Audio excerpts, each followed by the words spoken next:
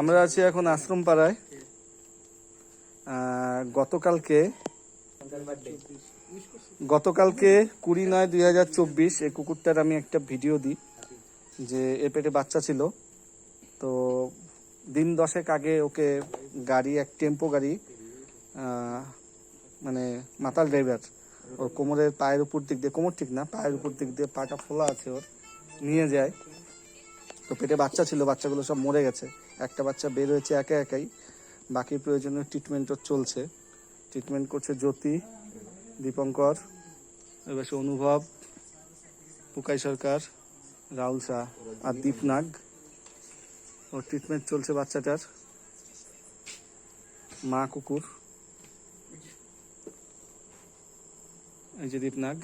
তো আমার বক্তব্য এই জন্যই, ভিডিও করা, সচেতনতা বাড়ানোর জন্য, যে আমাদের, বারবার বলি আমি, এই কাজটা আমাদের প্রফেশন না, কিন্তু আমরা কোনো কেসে নিজেদের কাজকর্ম কমপ্লিট করে বা অ্যাডজাস্ট করে কোনো কেসে যাবার পরে তখন লোক অনেক সময়, আমাদের খালি না, সারা পশ্চিমবঙ্গ, ভারতবর্ষের সবখানে সব পশুপ্রেমীদেরই নিশ্চয়ই হয়তো বলে যে আপনারা কেন দেরি করলেন।